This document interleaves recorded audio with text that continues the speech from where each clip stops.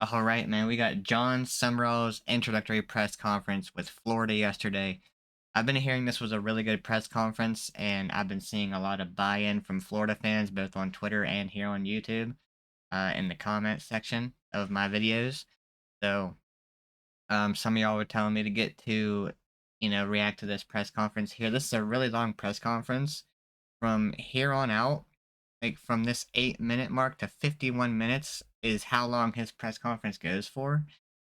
That's 43 minutes, bro. This man was talking for 43 minutes. I don't know if we're gonna listen to the whole thing, but I do want to get to, some of it and just get a feel for the vibe of Jon Sumrall and, just see why all these Florida fans are buying in, man. Yeah, let's just get right into it, man. Scott, thank you for that welcome. For the record, I do think this is a really good hire for Florida. Like I said in my last video, when Florida hired Jon Sumrall, I said the most important thing is going to be who he hires as offensive coordinator because he's a defensive guy. You're going to have defense kind of figured out. Um, I don't think you really have to worry about it all that much, but I think the most important thing is who he hires as offensive coordinator. As I start, I'd like to say, going through the process of uh, making decisions on jobs this time of year, maybe not being ideal coaching in the season. There's very few people that you can trust to maybe have that conversation with about what it's like to go through this because it's unique. And I do want to be very direct on one thing, and you may or may not appreciate this, but Lane Kiffin and I have been going through the same thing, and we've talked a lot. He mentioned We were Lane. both in agreement that I was the right man for this job. All right. What? So he co-signed on that. Lane's a dear. What? Hold on a minute. Lane agreed that John was the best guy for this job, and he co-signed on that. Is that a joke? I can't tell, bro. He kept the straightest face when he said that kind. I mean, he had a little bit of a grin there, but like, I don't know, man. Hold on, let me hear that again. Like this guy's coaching for Tulane in their next game, right? On like Friday or Saturday, whatever it is. Appreciate this, but Lane Kiffin and I have been going through the same thing, and we've talked a lot. We were both in agreement that I was the right man for this job. All right. So I think it was a joke. on that. Lane's a dear friend, and I have to poke a little fun at him. Okay. In all seriousness, got you. I'd like to I didn't thank listen far President enough. Landry, the Board of Trustees, Scott Strickland and his staff, Chris LaFace, Gary Condren for getting me here today, and all of the Florida Gator Nation that has made this possible for me and my family. Before looking ahead to what is to come next, I'd like to reflect briefly on where I've been and what I've been doing. He just looks like a football guy. It's in his face, it's in the way he looks, but he just looks like a football guy. And I owe a couple thank yous there. I'd like to acknowledge Troy University for giving me the opportunity to be a first-time head coach 4 years ago. I was a linebacker coach, co-defensive coordinator, that most people in America didn't know my name unless you really loved studying football. And Dr. Jack Hawkins, the chancellor at Troy University, and athletic director Brent Jones gave me the opportunity to be a first-time head coach. And for that, I will be forever grateful.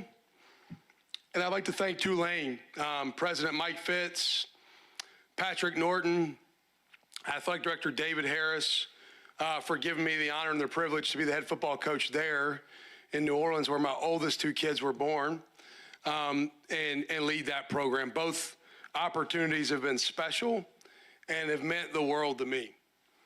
I'm also very grateful for Tulane for allowing me to finish the job. Mm-hmm. The job's not done, and I got work to do. So today's going to be quick. It's going to be fast. It's been a little bit dizzying at times, but I got to go back tonight because we're in pursuit of doing something special as a team. I'd like to thank Tulane and Scott and Florida for allowing me to go back with my guys. That's really cool, man. And finish that job the right way. I'm also If he can do it, Lane could have done it, bro. I mean, I know there's a little bit of a difference when it comes to Ole Miss and LSU being in conference rivals, but you know, I'm I kinda like this right here that he can go back and coach his team. grateful for all those players. I've had the opportunity to serve as a head coach at both institutions. The way we lead, the way we coach, man, I do life for the guys I coach, and those guys have afforded me this opportunity. I didn't get here on my own.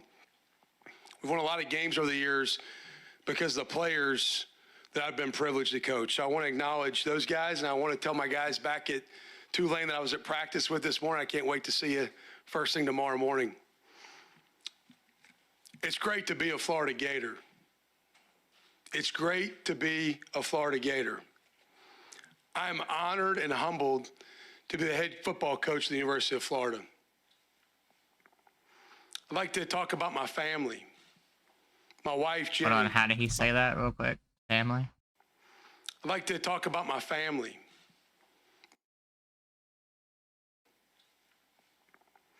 I'd like to talk about my family. A little bit of an accent there, a little bit. My wife, Jenny, my best friend. I'm trying to get emotional. We've known each other since we were in high school. My senior year prom, yeah, I forget which dance was prom. I went with one of her best friends, and she went with one of my best friends. We grew up about 2 miles apart, and I've known her since I was a high school kid, but she's my best friend. She's been there every step of the way. When we got married, I was the defensive coordinator at the University of San Diego, which is 1AA non-scholarship football, not San Diego State, the University of San Diego, the Toreros. Toreros. Pioneer League, PFL, baby. And we were sitting there, I think we were on Pacific Beach one night, and I was getting close to maybe thinking about asking her to marry me. And I said, could you live in Pocatello, Idaho? And she said, why would we do that? And so that's where Idaho State is. I may have to coach there one day. She said, John, if you're there, I can go. And I thought, all right, I think Ride or this will die. work. Ride or die, man. Jenny, I love you. I'm grateful for you. You've been there every step of the way. Thank you for letting me pursue my goals and dreams. We had options. We had choices. My wife and I, we sat down and we chose Florida. We made that decision. Florida had to choose us, but we chose it back. Our 4 kids that are here today, Sam, Sadie, 12-year-old twins, Stella, our 9-year-old daughter, and Selah, the caboose, our 7-year-old. The greatest privilege I have, other than being your mom's husband, is being y'all's dad. He's such a family man, dude. When I shared with the kids, and Jenny and I shared with the kids what we were about to do next, their responses were very fitting to their personalities. Sam's immediate reaction, Like, just listen to how long he's going on talking about his family. Like, was, that's passion right there, bro. do you think I'll get a chance to meet Tim Tebow? He'll He's read meet his Tim book. Tebow. He also was fired up because we're Jordan Brand. He's got his J's on right now. That kid is ready, bro. Sadie, his twin sister, her first response was, Dad, like the place that gets to play their games in the swamp? And I said, yes, Sadie, the swamp. And she goes, tell your mom I'm not sitting in the suite area. I'm sitting in the stands because it seems like a lot of fun there. She knows more football than most of you men in the room, too. I believe it. She can draw up power. I'm not sure if she's got counter down yet. Stella, affectionately in our family known as what is she known as? Y'all say it. She's the rattlesnake. All right? Bro. She'll bite you. She just wanted to know, when I told her we were going to be closer to Orlando, could we go to Disney every summer? I said, Mom might be able to make that work. And then Selah, her name has the most significance of meaning in our family. Selah in the Psalms, at the end of Psalms, Selah means to stop, to pause, to reflect, and to praise. And with Selah, our number 4, we have stopped. That's a really cool name, though. Her immediate response was, Dad, can we win a championship there? I said, No. damn right we can. No, you can't. Just saying, bro. No, you She's the can't. life of the party. That's my LSU fan speaking to me, bro. Look, when he said it's great to be a Florida Gator earlier, I was biting my tongue so hard. So hard. Not to say it sucks to be a Florida Gator, bro. I've been biting my tongue so hard, man. Look, I had to get one of them in. I had to, bro. If y'all been watching that channel, you know I had to. To my mom and dad, George and Sandra Sumrall, thank you for being there. They've been there every step of the way my whole life. Mom's a saint, Dad's stubborn. I love y'all. Thank you for everything you've done for me. It's an honor that you're here today. It means the world that y'all made it. Thank you.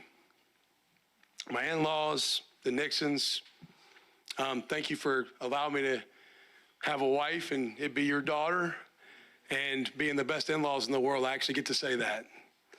And then my brother Joe, my biggest fan. Joe, we can win or lose, and Joe usually can find the positives. I think he might be related to Ted Lasso. We leave a game, and my dad doesn't do it quite as much anymore, but used to question play calls we'd make. Now that's my son. My brother thinks all the play calls are great because I'm his brother and we're making them. But thank you for being my biggest fan and being there every step of the way to support me. I can assure you, our family is going to be all into this university and all into this community. We will be connected. We will be engaged. We are excited to do life in Gainesville. We're excited to partner with everyone here. The only way we know how to do it is all in. I also look forward to doing life and partnering with other head coaches here at the University of Florida.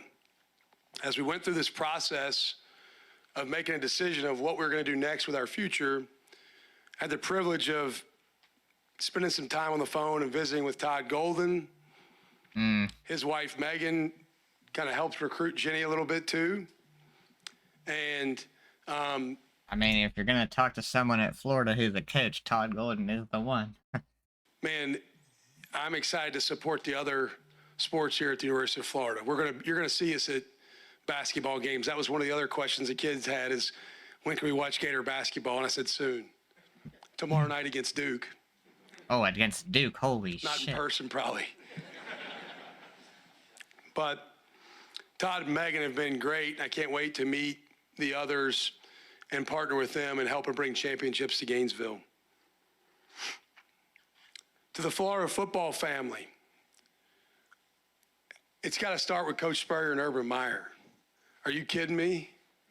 Like, I get to stand in the same spot and do the same job as two absolute legends in the football community. And the fact that they're here today means the world to me. I'm kind of pinching myself. I've come a long way to hold the job that they once held. It means the world that y'all are here. To the former players, you're always welcome home. We want you to know, man, the doors are open. Please come back. Danny Warfel. I got a chance to spend time with Danny and communicate with Danny and visit with Danny through the process. We want all of you back. We need all of you back. You're always home here. To our fans and donors, we can only maximize our success and potential with your full support. It takes all of us working together to win championships. I like that he put that in there too. I like that he's talking about the donors and stuff. I like that he brought that up. It's like, hey, I'm just being direct. We need the support, man. Help us out and we'll do good things. love your passion and your enthusiasm. 18 straight sellouts here in the Swamp. That streak's not going to end anytime soon. We need to build upon that. But that passion and enthusiasm, the fire, that's part of what attracted me here, because I'm wired the same way. The standard here is championships. That's why I came. I'm built for this job. I was made for this job. Winners win. I'm a winner. We're going to win. Right, he said that with the straightest face. Damn. Roster building. It starts with our current team. I just got the chance to meet with those guys. Retention in today's college football world is the most important thing to build a team. We need those guys to stay, and that's the first recruiting effort I have. We also have sign day on Wednesday, which is vital. I believe that the lifeblood of your program is recruiting good high school players, and at Florida. Man, he's gonna be busy as shit the next couple days. Well, today's Tuesday, but this was on Monday. This guy has all of today and Wednesday. Because Wednesday's early signing period. And he has to go back and coach his Tulane team while recruiting, while talking to all the current players at Florida. This man is going to be busy. Elite high school football players. It starts here at home. We're privileged to be in the state of Florida, which has got just such a great hotbed for not just high school football players, but great coaches. And we don't have to go very far to find what we need to win championships. We're also very privileged, though, to have a national brand where we can go all across the country and get the best of the best, the cream of the crop. We will use the transfer portal. If you've studied my rosters the last couple of years, I haven't had the resources to keep very many of my good players. They all end up getting poached. So I've had to embrace the transfer portal probably more than most, maybe even more than I'd like to at times, by necessity. But we will use the portal to enhance our team and to supplement where there may be holes or deficiencies. We're going to run a player-driven program. My job as the head football coach here is to serve and to develop the players. It's not to be served, it's to serve. If there were no players, there'd be no coaches. If there weren't players in the football team, you wouldn't need me. Those players are going to get everything I got to help them become their best. I'm also excited to partner with the Gator Made program. As more I learned about that program, I've been really excited about partnering with them and what they do to equip our players and young men for life. We're going to attract a championship level staff here at the University of Florida. We're going to play with an edge, a blue collar mindset, and a chip on our shoulder. We will be tough. We will have grit. We will not be outworked. We will play with passion and physicality. We will build our scheme in all three phases around our players and their strengths. On offense, when I think of Florida football, I think of aggressive, I think of explosive, I think about mixing tempos, using it to your advantage, and dictating the game to the opponent. I think about stretching the field and threatening every blade of grass. It all starts with the quarterback and the pieces around him. We'll get elite skill players here. We got some already. We got to keep them. Our O-line has to play with a demeanor that's nasty and that is a force to be reckoned with, and that'll happen. I may be a defensive guy, but I want to be more of a defensive guy like somebody Coach Spurrier knows, like Bob Stoops. I want the scoreboard to light up. All right, and the way we've played maybe where I've been has looked a little different than I want to play moving forward, because your job everywhere you are is to figure out how you win for the place you're at. Well, here, I think we can score a lot of points, and that's what I want to do. Defensively, we will swarm and we will attack. We will play with great pursuit of the football and relentless effort. We'll always be on the hunt because that's what Gators do. We're going to make our opponents uncomfortable. I want to be the most feared defense in the country. On special teams, we're going to play special. We're going to be detailed. We're going to be sound. We're going to win the hidden yardage. We're going to create advantage in the kicking game. I've got a background in special teams. I've been a special teams coordinator. That will have my fingerprints on it. Before I move on, I'd like to acknowledge we got some players here in the back, and I can't wait to partner with y'all. I'm fired up y'all are here. It means the world that y'all are in here today. It's all about y'all. In closing, I'll wrap up with, just like around here when we go to the fourth quarter, we sing, I won't back down, I won't back down. I will never back down. The Florida Gators, we will not back down. Go Gators. I mean, that was a really good opening speech. He took about 17 minutes or so to do that on just his opening speech. They didn't even get to the questions yet. My dude was talking, man. Yeah, I like the dude, man. I really like the dude. And even though he's a Florida coach, even though as an LSU fan, Florida's number 2 on my dislike list, right behind Bama, I like this dude a lot, bro. And you know, I said before that if it wasn't Lane Kiffin or Kenny Dillingham at LSU, I would have wanted Jon Sumrall. I love the dude, man. I like defensive minded coaches. I really do. I think like that's just my preference. I think offensive minded coaches is where you win the best in today's college football. But this guy gets it. You know, it can be the right defensive minded coach, like Kirby Smart, defensive mind, he can win, obviously. So it's not impossible for them to win, but this guy gets it, man. He's saying all the right things. You can tell he means it by the way he looks.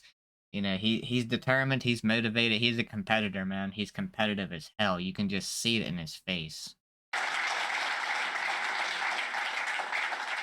He is a football guy through and through, man. From the media, again, please wait for the microphones and please introduce yourself and your affiliation. We're going to start with Mark and then Edgar. Welcome, Mark Long with the Associated Press. Obviously, you got 2 Hall of Famers sitting back there, and you alluded to it, but is it a daunting challenge or exhilarating challenge with those 2 guys knowing what they've done here and trying to replicate that? Yeah, it's a challenge I embrace. It's an exhilarating challenge. That's probably a better word. I don't know that I can measure myself to Coach Spurrier or Coach Meyer anytime soon. Got a long way to go. I look forward to leaning on them, asking their opinion and advice. I feel very privileged to have 2 great resources like them that are a phone call away. And I got a chance to speak with both of them before getting here. And as a coach, I admire coaches and really good ones. Well, I got 2 great ones here. And so for me, I feel like I'm the luckiest guy in the world to have phone a friend in those 2. A little giddy when you first met him? It's kind of cool. Yeah, it's kind of cool. I'm not going to do my Coach Spurrier impersonation, but I'll give it to you at some point. It was good. Coach, you were good, man.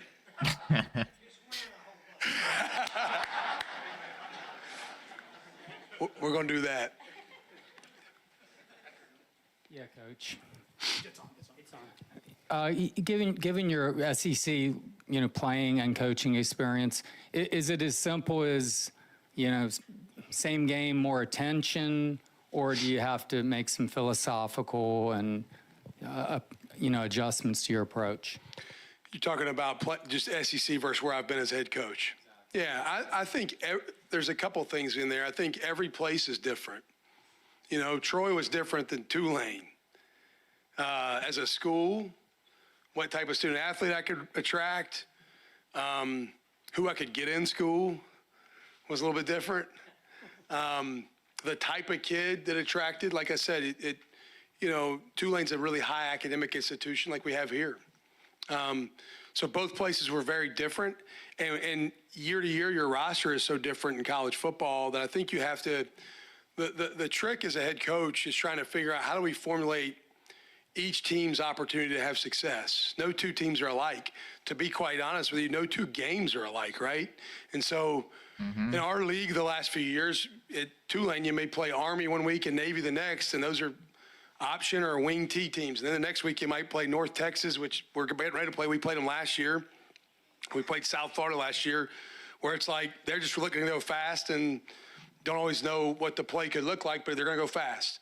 And then we'll play a pro-style team, which was like maybe Memphis. And so the types of things you see are different. I think you have to always identify, what is your team best at? And there's a formula for every team to give themselves the best chance to win games. I don't care what level you're at. I do think this is a unique environment because I'm going to have an opportunity to recruit the best players in the country. Like, there's no reason why we shouldn't attract the very top end of the talent coming out of high school. And that excites me. I've had great players. I shared with the guys in the team meeting some of the names they've never heard of were no-star and two-star recruits that I've helped get to the NFL at Troy and Tulane. Man, what do I get to do with some 9-stars? Watch out. It's going to be a lot of fun. And so the SEC is a different league. It's the closest thing you get to the National Football League. That is correct. That's why I wanted to come. I crave that challenge. It invigorates me. It gets me a little bit fired up. And so God, this dude's competitive, man. I know what we're in for. Like I said earlier, I'm built for it. This is what I've wanted to do my entire life. When I was my son's age, this is what I dreamed about doing. Yeah, Kevin Brockway, Gainesville son, Rich Brooks, Coach Brooks. I had a chance to talk to him this morning, and Mark Stoops. I mean, what kind of influencer were they for you? And particularly, I guess, Coach Brooks through your difficult time when your playing career ended and how that shaped you. Yeah, man, Rich Brooks is like an uncle to me. Coach Brooks, 2003, he came into the University of Kentucky. I was my third year in college. And 2004, I started 2003, a couple games for him at linebacker. 2004, I started every game for him at linebacker. I kid around with him all the time. Having to start guys like me almost got him fired, right? Because I was somehow tricked somebody to let me play in the SEC. I don't know if my talent really met that threshold, but Coach Brooks is who gave me a start in coaching. I had a career-ending neck injury my junior year. My junior year, I led our team in tackles, 2004. Most of those tackles looked like trips. I was like swiping people's ankles because I wasn't fast enough to catch them. And Coach Brooks immediately created a GA job for me, like just a couple days after the news of my injury being what it was. And so this is my 21st year coaching college football. I'm wrapping that up. Next year will be 22. Coach Brooks gave me my start and really my foundation. I think Coach Stoops, I worked only for offensive head coaches from Coach Brooks for the next 18, 19 years, whatever it was, to Coach Stoops. And so I worked for Coach Stoops again, and really, I thought I was ready to be a head coach when I was at Ole Miss. Looking back, I wasn't. I was probably still a little bit maybe unprepared in certain areas. I thought going to work for Coach Stoops gave me the refinement and the polish I needed to be prepared to take on a head coaching opportunity. But both guys have been very pivotal to where I'm at. Hey, Jon, Matt Baker with The Athletic. You talked about recruiting a couple times, signing days in, 40 hours? What's the approach to this first class? Approach to signing day And is what the I question Zoomed was. with those guys last night. I'll tell you, I pulled back the curtain. I Zoomed with my signees or my commits at Tulane, and I told them to sign at Tulane because I'm not trying to poach their class. I want those guys to go play there. I Zoomed with the guys that have been committed. I can't reference names. I got to be careful here. That's always the challenge. But I Zoomed with those guys yesterday evening and their families. First, I thanked them for, there hadn't been a whole lot of decommitments, which is really powerful. It speaks a lot about what this place is. It also speaks to a lot about a number of people that are still in the building, still here working day to day right now.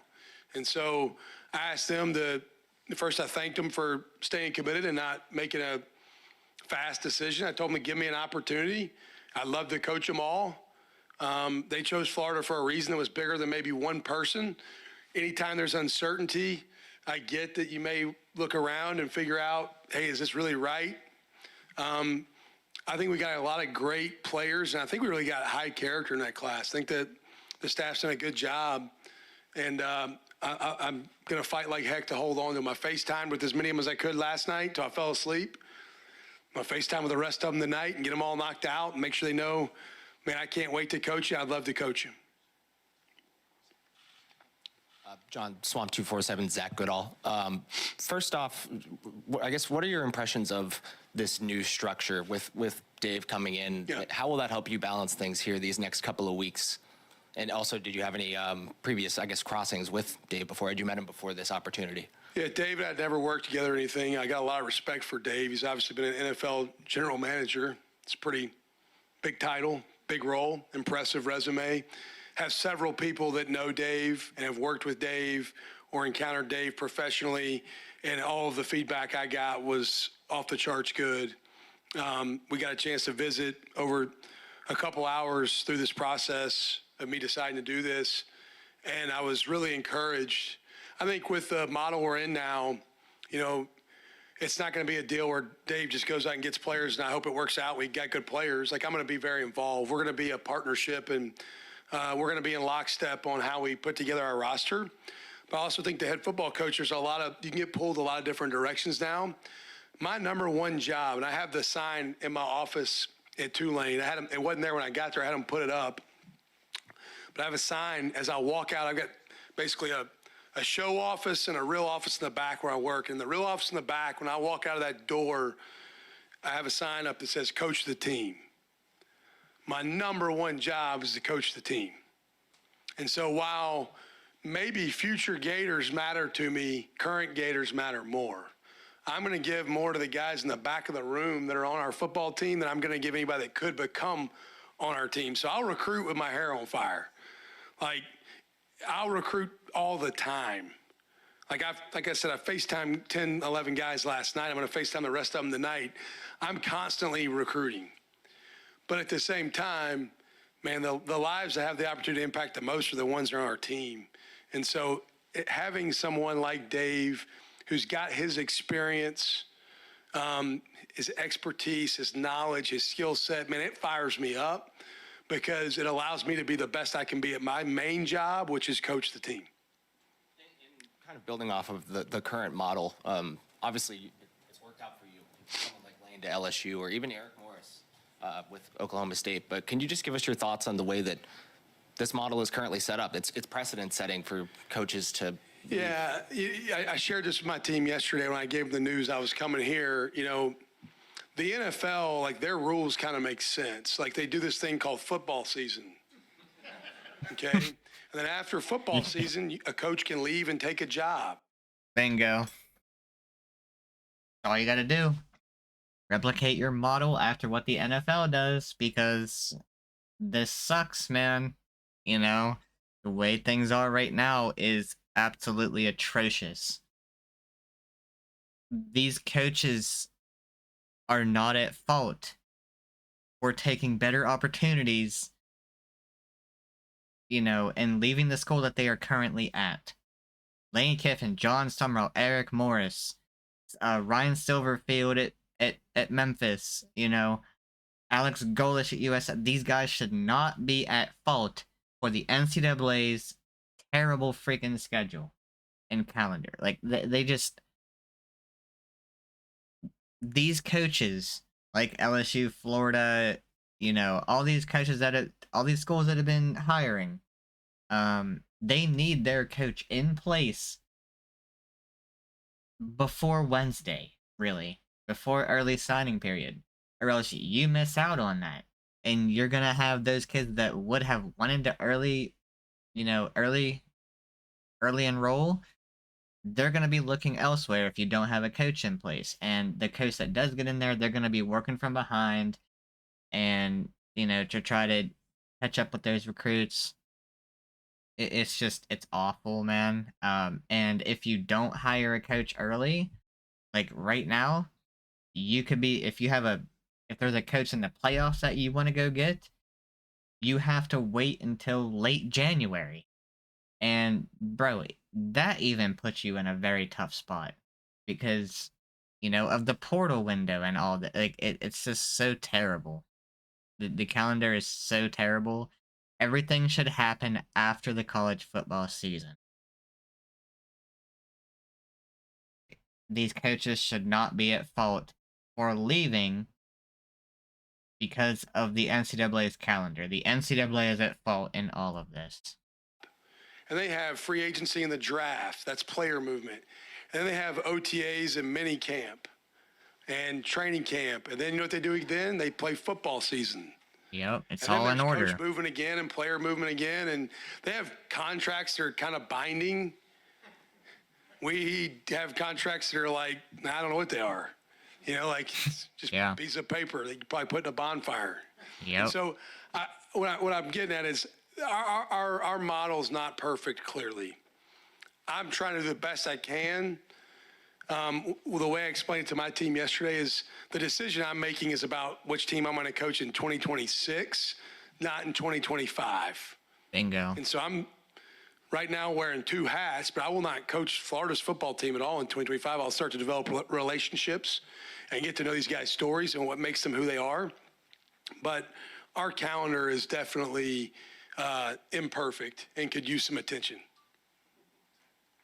Zach Alpaverdi on 3.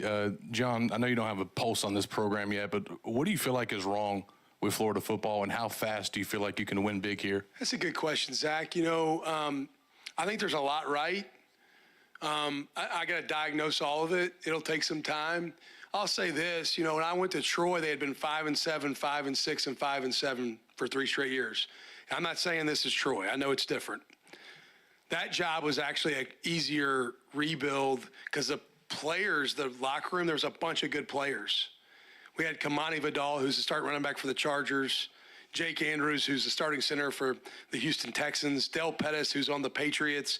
I'm missing a couple more. Javon Solomon, thanks, Joe. Javon Solomon, who's with the Buffalo Bills. Like, I walked into a football team that had some good players.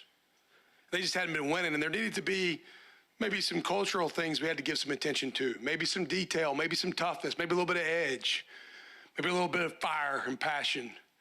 Yeah, and so, that's what that needed. I went to Tulane, and they'd been winning, and I got in the house at Tulane. I turned the light switch on. It was like an abandoned house, and there was cockroaches running everywhere.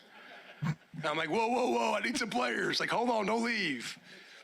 And that winning at Tulane actually, from building a roster, was harder, even though there was already success happening.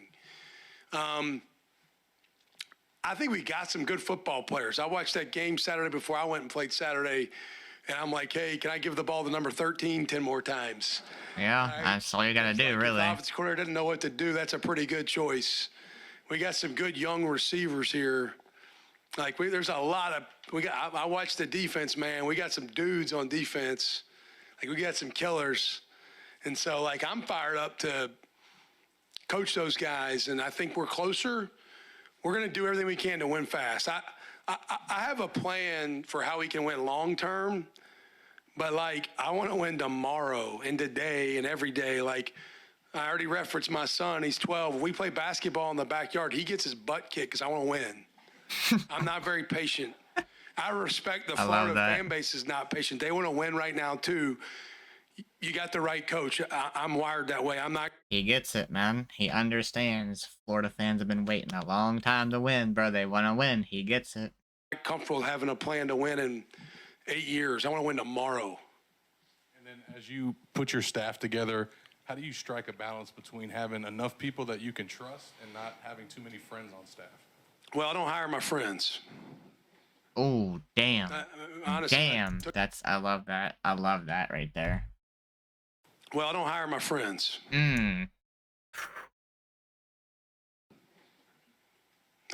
Honestly, when I took my first head coaching job, I lost some friends, maybe, or at least for a little while. They were like, I thought we were buddies. I'm like, we are. That doesn't mean you're the right fit here. That's great. My job, anywhere I'm at a place, and I want to be at Florida for a really long time. I didn't say that, but I'd like to coach here forever. I didn't take this job. I took this job because, man, this is the job I want to be at for a long time. but I don't hire a staff off of who are my buddies. I hire a staff based upon what is the absolute best group of people we can put together to serve and develop our players and win championships at that place. Every place is different. When I walk into a new place, the first thing I do is I assess what's there. There will be some folks that stay. Then I may bring a few that have been around me. And there's going to be some people that haven't been here and haven't been with me that need to be added to help us get the best group of people together to win championships and serve our players. David Waters with Gators Breakdown. When you were discussing with the administration, what assurances or critical factors were you looking for to be able to take the Florida job and not some of the other jobs out there? I mean, alignment matters, and them believing in my Alignment. vision matters. I'm unapologetically who I am, and I want to be able to do things with my vision. Now, I'm not saying I want them to just submit to every vision I have, but I want them to believe in my vision for how we're going to win and the processes we're going to put in place to win. And I felt very confident as I interacted with Scott and the rest of the people here that they believed in how I've done things. That doesn't mean we're going to do things the exact same as where I've been. There's certain things like David that are going to add that they're going to make us better. And so you're constantly evolving and adapting to how you can build the best program you can. But I felt the belief in my vision, and I had when I asked questions, they had answers that mattered to me to give me belief that I could be very comfortable in my own skin being the head football coach here. Hi, John. Alex Walker with Channel 9 in Orlando. Great to see you again. I must say I recognize you. When I covered you in Lexington for those couple of years. All right, I was making sure I wasn't Yeah. having like some sort of brain issue. I'm like, this guy up here I know. So at the Cure Bowl too with Troy. Yeah, that's right. Good to see you. Good to see you man. as well. Yeah. You had always spoken so admirably about this program when you were on Kentucky staff, just saying go into that place and use that passion for fuel. Now you're on the flip side of that. Just how special is this full circle moment for you? Man, I've played in the swamp. I've coached against Florida. 2021, I'm not trying to rip up any wounds, but like at Kentucky, we beat Florida, and I was like, oh my gosh, we just beat Florida. Like, holy cow. Like, what a big deal. It's the Florida freaking Gators, man. Like, I got one of the best jobs in the world. And I'll get emotional because on the plane, I'm thinking about this. I'm like, golly, I got to pinch myself. Like, this is surreal. This has been a dream of mine. And to be able to be the head football coach here, man, it is special to me because this place loves football. It eats, sleeps, breathes, drinks football. So do I. So I can tell, bro. we're yoked the right way together. Hi, Coach. Cam Parker with Florida Gators on SI. A lot was made about the coaching search in general here. I think some fans were maybe even concerned about a group of 5 head coach coming in. Yeah. What gives you maybe the I like this question. Talking about, how fans might feel about a group of 5 coach after Billy Napier was a group of 5 coach from the state of Louisiana. I like this question. I'm curious to hear it. I'm curious to hear his response. conviction that you're the right guy for the job and your message for the fan base that you can win a championship here? Yeah, no two people are the same. There it is. And Coach Meyer, you coached G5 football, I think, right?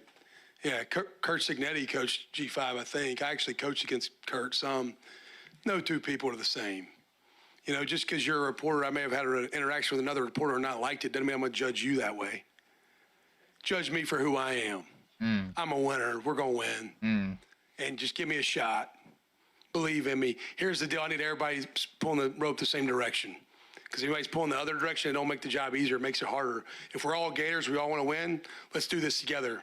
You want to go fast, go alone. You want to go far, go together. Let's go together. Perfect answer. John, Andrew Abity, Gainesville Sun. You've touched on this already a little bit, but just specifically, whenever you do get to come in the building, what's that first month going to really have to look like for you? What's some of the, I guess, the main priorities from the start? Well, it starts with people. You know, I use a phrase a lot, humans over hardware. Like, guys, I got news for you. I walked in this weight room earlier. I've been sharing a weight room the last 2 years with like 6 other sports. I walked in this weight room. I'm like, man, this is nice. Who else uses this weight room? They're like, football only. I'm like, whoa, that's gonna be cool. I can schedule lifting time anytime I want. I'm not knocking the last place I was. I love the place, but there were hurdles there. So I think it's about getting the right people here.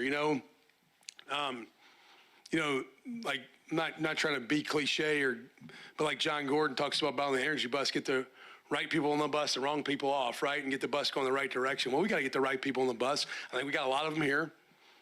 I think we got to get some new people here, maybe. We got to get the bus going the right direction. But it starts with the people. It starts with the people. Hey, Coach. Isaac Edelman, Florida Victorious. I want you to take a look back to 2009 for a second. You played here in the Swamp. Do you remember that day, and did you ever think you'd be coaching here someday? 09, I played the Swamp. Yep. Are you sure? I was at the University of San Diego. Didn't play here in 09. Yeah, I played here twice in college. I coached here a couple of times. But in 09, I was at the University of San Diego. We might have played at Jacksonville University. The Dolphins, which do not have football right now, but Kerwin Bell was head coach. I may be wrong, but you know what? Here, I'll switch the question then. You're wrong. Yeah. So, You're not. There's no maybe. You can drop the maybe, cuz. So how about this? What do you know that. about the Swamp, and how excited are you to get to coach here? Yeah, man, it's electric. Man, You can drop the maybe. Oh god. No, you can drop the maybe cuz that's crazy. like I'm telling you, when I've played here before, and I used the "I won't back down" deal, but like that as an opponent, that gave me chills. Like I was like, this is freaking awesome. Like this is so cool. I remember the student section as a player. 2000, I don't know the exact year. It wasn't 09, but it's either 03 or 04. We were playing here, and the student section was right behind our bench. I felt like they were like, I could touch them almost. They're that close.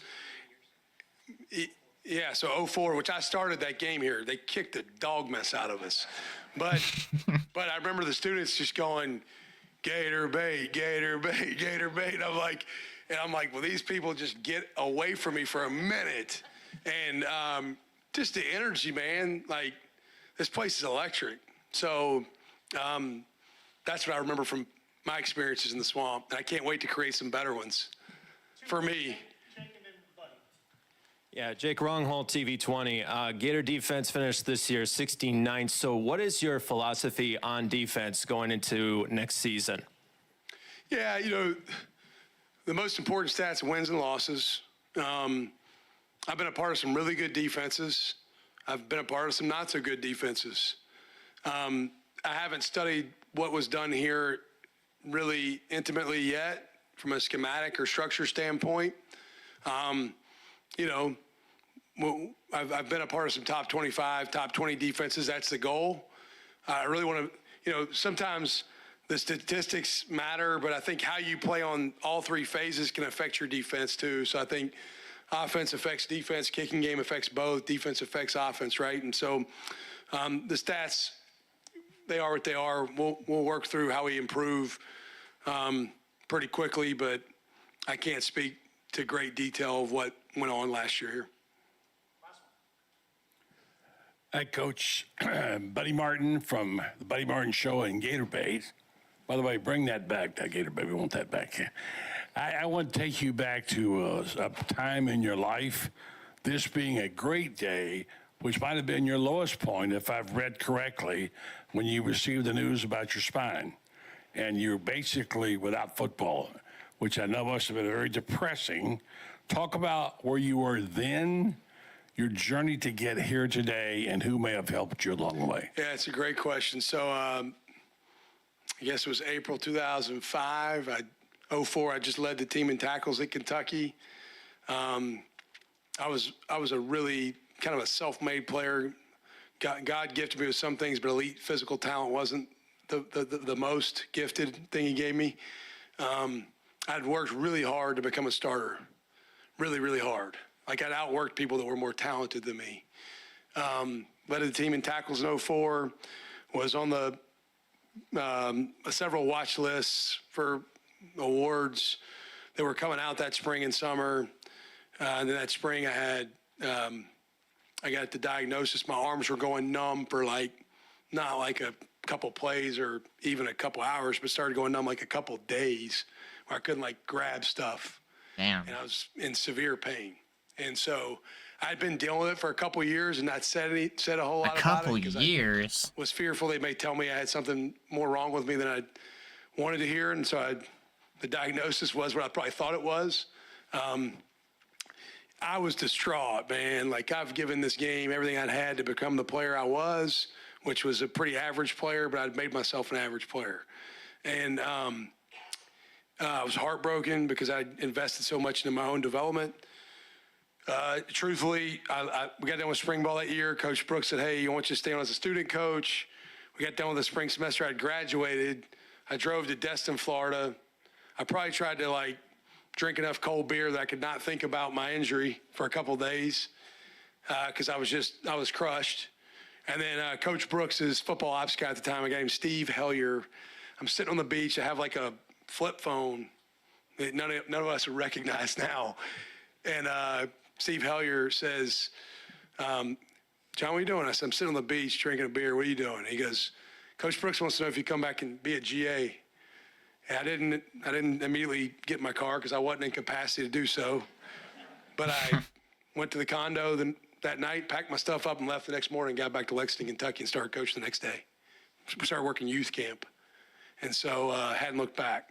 And it's been the greatest blessing of my life to be a college football coach. Thank you, Coach. Thank you. Go All right. Gators. Well, he killed that, man. He absolutely killed that. I think he's gonna do good things at Florida. I really do. He's into it, man. And he's doing this. He's so freaking motivated. The guy is determined. The guy is competitive as hell. He wants to do this. He's gonna be a hard worker, as his story right there he just told. With his injury, how he worked to become the average, or I don't remember him playing in football. I don't remember him as a player at all. I was probably about 5 years old when he was playing college football. Just based on his story, how hard he said he worked to become that good player. I mean, he's going to be no different, or maybe even more of a hard worker as a head coach because of that injury. He wants to make up for that injury. He wants to make up for not being able to play football or play in the NFL possibly. He wants to make up for that. And yeah, he said just about everything right in this press conference. He's gonna be really good, man. And yeah.